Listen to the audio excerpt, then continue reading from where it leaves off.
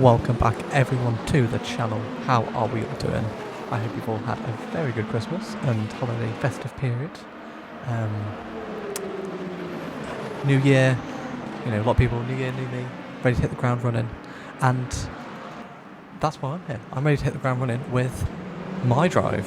For those of you who, well, first of all, let me start off by saying apologies to those of you who do know what My Drive is. I'm excited, or enjoyed the first season.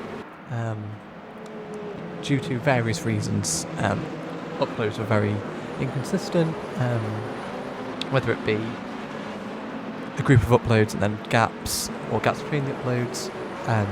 Lots of things happened last year.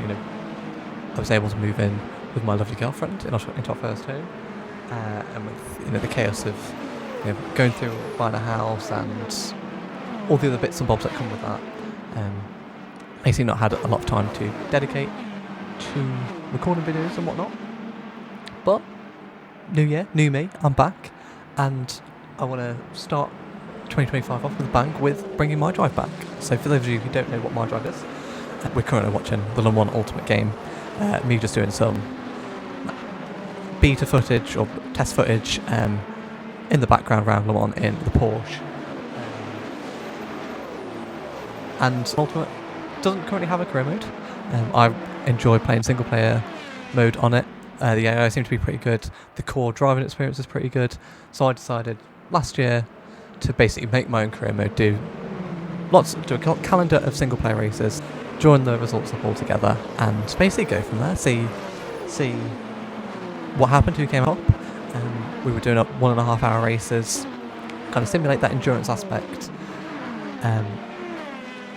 and fitting that into my schedule is quite difficult to do. There's been lots of updates since then. So we've got new cars. We can see Lamborghinis, the updated Peugeots, BMWs, Alpines, Isotta Fraschini's, lots of new cars, lots of new tracks. We've got Brazil now, Imola, Kota, and the game has changed a lot. So I've been debating basically what to do with My Drive because I want to bring it back. And with where we were at with season 1, I could either continue the 2 races that we had left, so that being Bahrain and Le Mans, but I didn't know what to do because I wanted to include the new tracks as well. Then is that messing with the season, the idea of the season too much? And with the new cars, how it affect the stand-ins? For instance, the 2023 Peugeot, English Peugeot, seems to be really good on this game, and the AI seemed to be really quick. And we were in a big battle with them for the championship, and now with the winged version, are they just going to drop off the pace and not be anywhere because the winged version is a lot slower than the wingless version? So I've been having a lot of thought about it, and basically what I've decided to do is treat it as a test run. We know the concept works, we know the pitfalls of it, and bring My Drive back with season 2, all new ideas. We're going to be using the whole calendar. We're going to be using all the new cars. We've got some really exciting things to bring to the table with My Drive. New video styles. So before as well, I never really settled on the brief of what the video should look like, whether they should be on board, off board, a mix, longer form, shorter form. I've got settled on a longer form, basically doing the whole race to start off with. Maybe highlights will come later on, but using some of the new features like broadcasting to basically give us an overlay to give a bit more context to the race. So with that, we're going to start looking at some of the new things I'm going to bring to season 2 of My Drive. So we have the rules up on the screen here. So some of these were already implemented in season 1 but weren't really talked about. So to simulate sort of the endurance aspect of the racing, we're going to use 3 times tyre wear and 2 times fuel usage. I found this typically gives us a good amount of pits in a race, a good amount of fuel management. We're also going to use random grid positions to take a bit of stress away of doing qualifying and fitting that into the schedule, and to just add some more variability into the races. When you get that look of the draw and start up the grid, you need to really capitalise on that, whereas you're on more of a recovery drive when you're further down the field.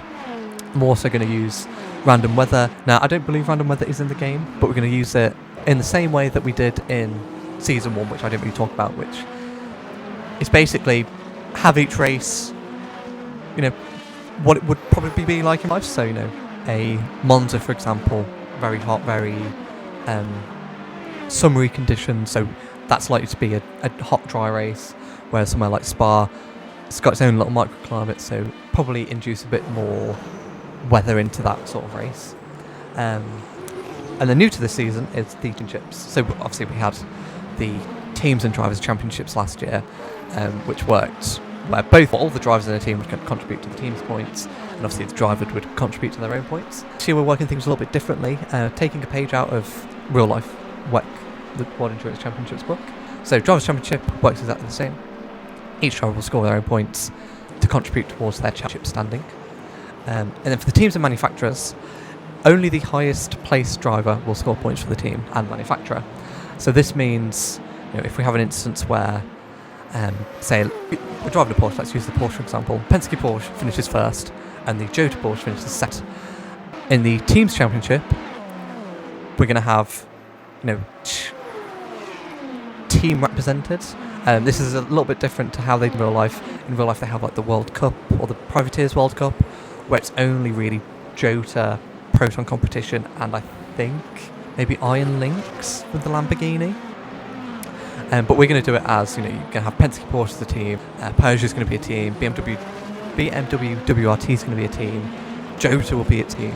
So the highest placed driver in those respective teams will score the points. But for the manufacturers, only the highest placed car will score the points. So in the example that I used before, we've got a Penske Porsche winning, Jota Porsche coming second.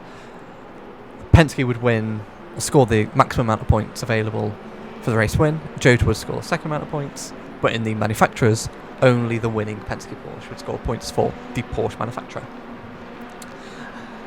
Adding in that third, hopefully will make it a bit more interesting, especially with the random grids and what I'm about to talk about next, which is race.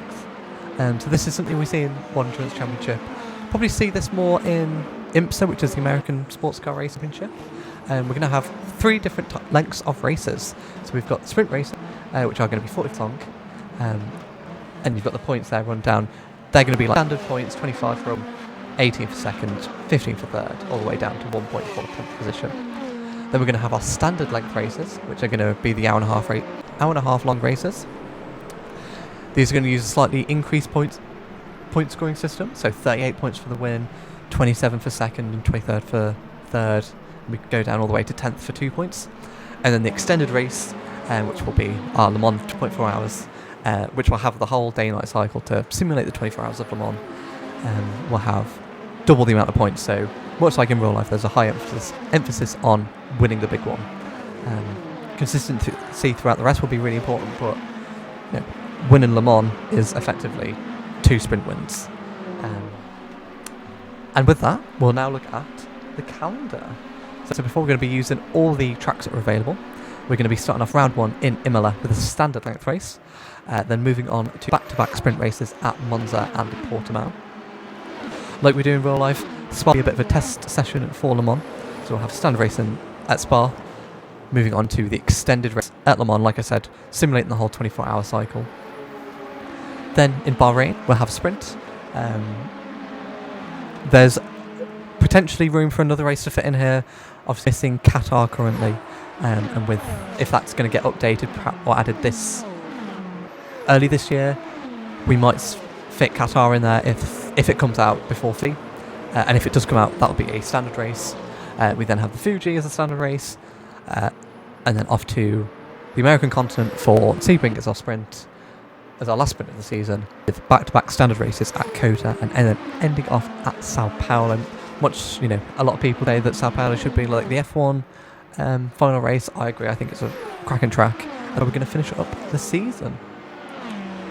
So I think that about wraps up everything that I wanted to tell you guys about. I suppose two little last things.